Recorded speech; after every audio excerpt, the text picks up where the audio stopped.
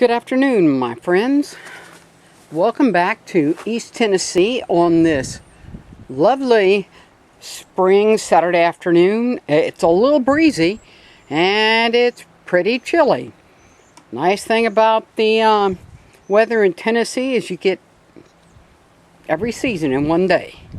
So this is my $9 tarp that I made.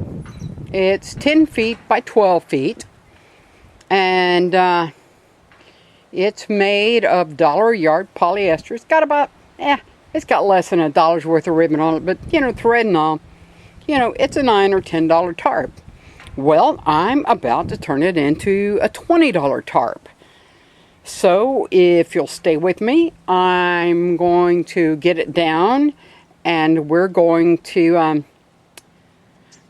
see what it takes to waterproof this. I got this recipe, I think, from Jeff Spate. You might want to check out his channel. He does this kind of thing all the time, so I'm going to use his recipe and see what happens. I'll be right back.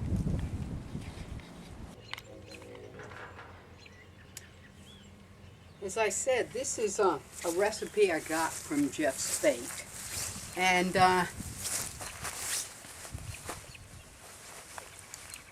I should have watched it again, but I think I remember what he did.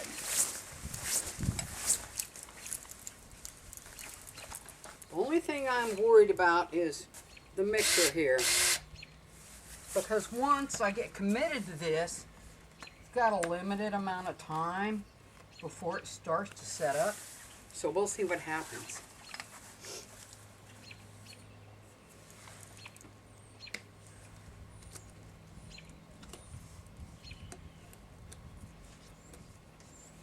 This is a gallon of mineral spirits. I just want to make sure it stirs nicely before I actually put the silicone in. And from what I hear, you should use a 100% clear silicone for this. It's a little more expensive than the other, but that's my understanding. That's what we need to do, and I brought the white tube out. I'm going back in to get the clear tube. I'll be right back. Okay, as I was saying, you should use clear 100% silicone caulk. I don't know if you can see that I'm standing in the light. Okay, clear silicone caulk, 100%. So that's what I'm going to use. And I'm going to use, it's probably more than I need, but it's a pretty big tarp. Now, Jeff Spade, I think, did 2 tarps with this much, but, I don't want to risk not having enough my first time, so I'll try it this way. So, got my gallon of mineral spirits in here.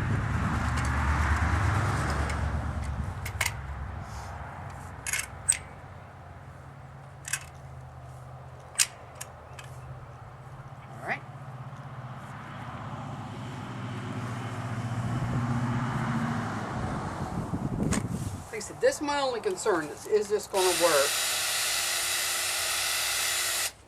I think it's going to. All right.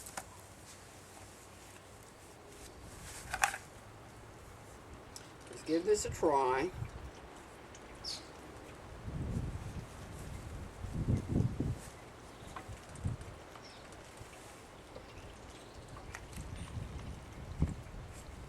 Well, that's some tough plastic. Of course, I'm cutting it really short, and that may have something to do with it. Since I'm not going to be feeding it into a little crevice or something and caulking with it, I'm going to go ahead and cut it pretty big.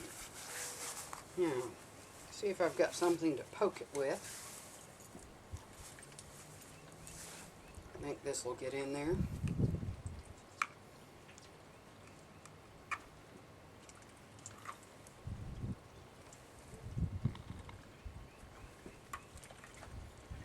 That looks like it got it. Okay. see how this works.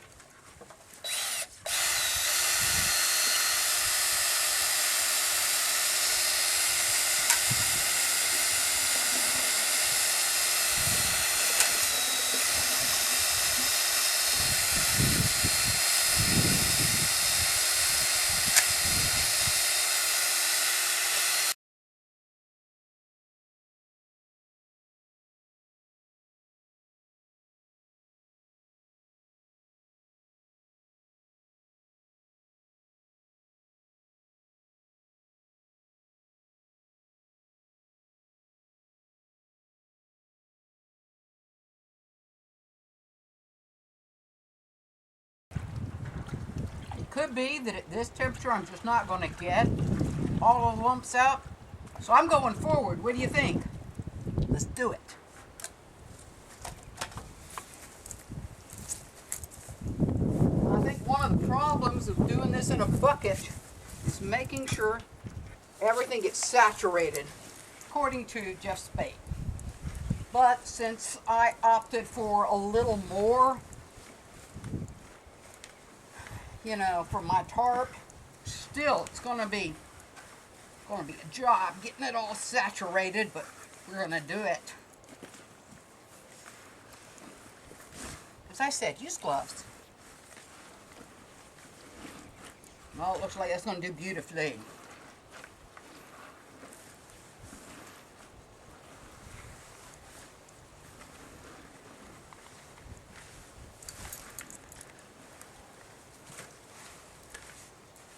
There's a dry spot.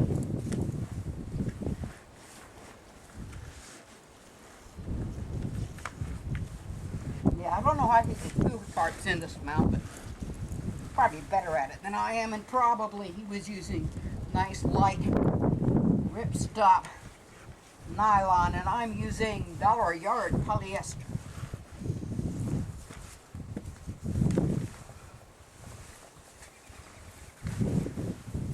We don't want any dry spots because at some point those will become wet spots, and that we do not wish to have.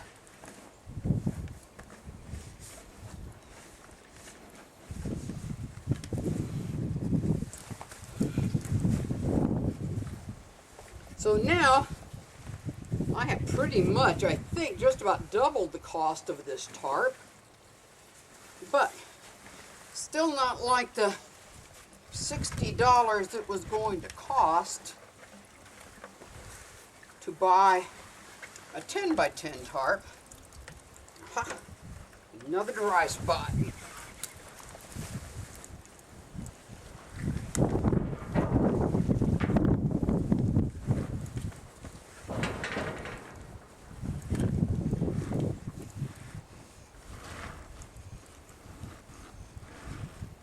Yeah, I'm glad I only decided to do one tarp. I thought about using only half of the mineral spirits, because you know how cheap I am. All right, let's see if we've just about got it here, okay?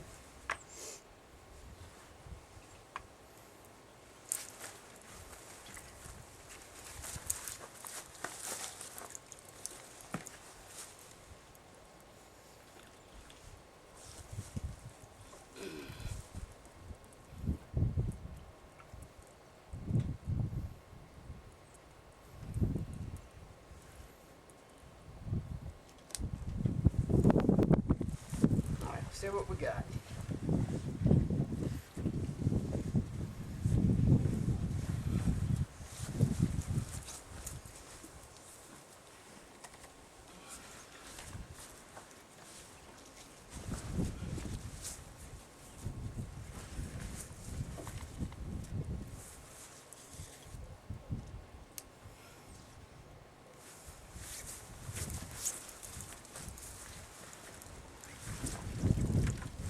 Hey, if anybody sees any dry spots, give me a quick call, all right?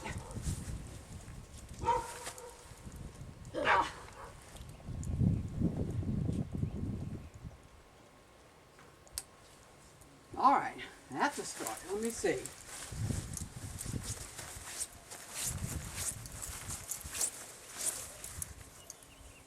All right, that looks pretty saturated.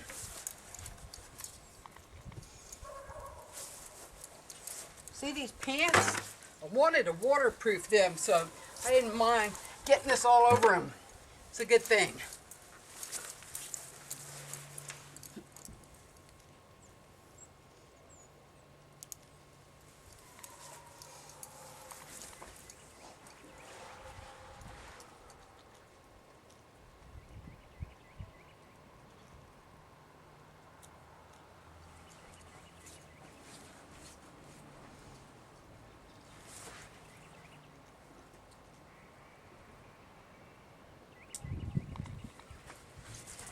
I really kind of thought about this ahead of time. You know me, think things to death before I do them.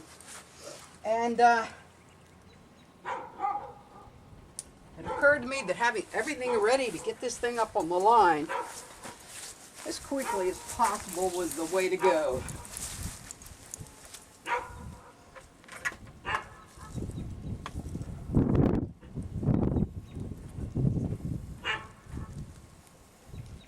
Oh, the wind's kicking up again. It was kind to me while I was actually doing this. That's good.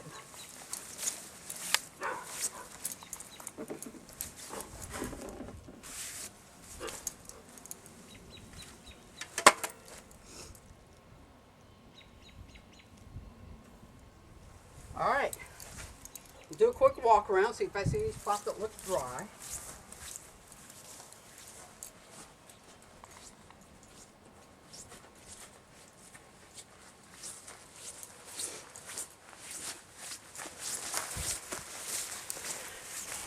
Let me show you what I got. Let's take a look here.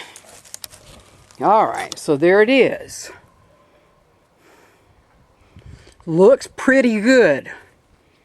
Now we'll see. And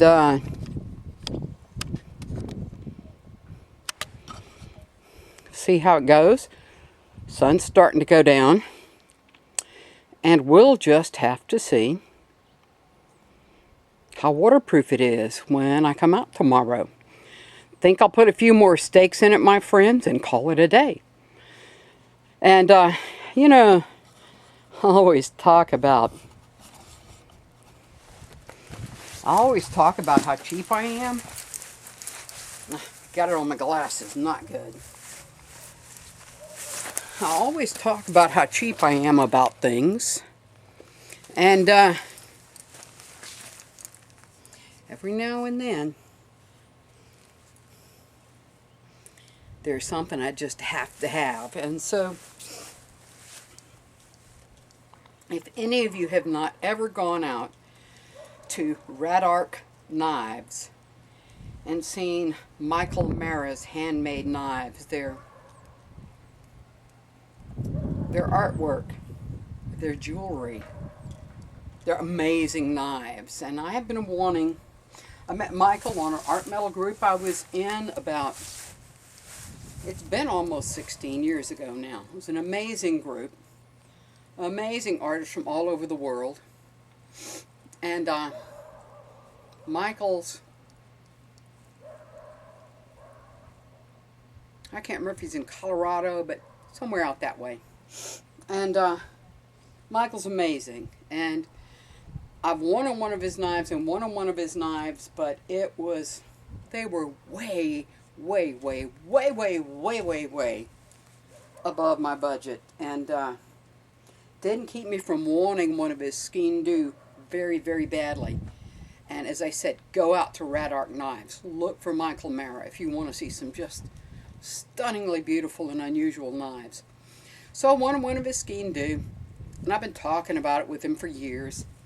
And finally he said, well, you know, you can make payments. And I said, really? He said, yeah. And the nice thing about making payments is, number one, I said, well, I couldn't pay much, Michael. He said, that's all right. He said, whatever it is, you know, you won't get the knife until it's paid for. And it's money I'll know is coming in every month. And so we made a deal. It took me well over a year to pay for this knife, making monthly payments on it. But I should have it in about a week and a half. And again,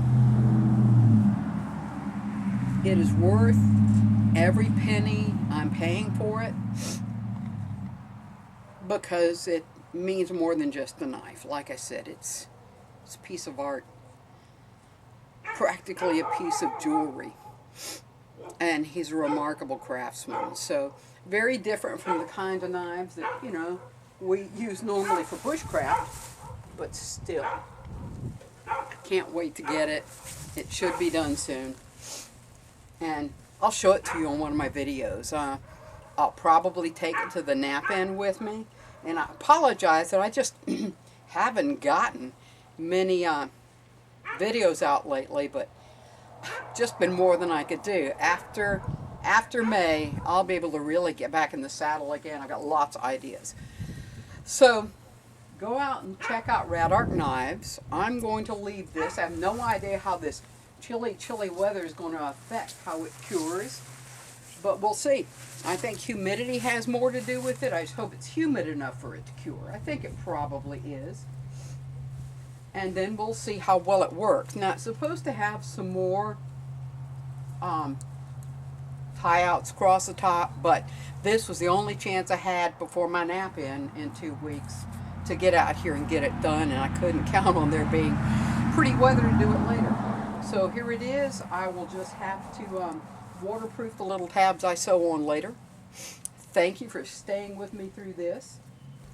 Don't put your hands in the solvent, okay? I'm an old lady, all right? Been a chemist most of my life. I know better, but I did it anyway. So there it is. Been a pleasure having you here. It's getting late. I think I'll go in and get warm.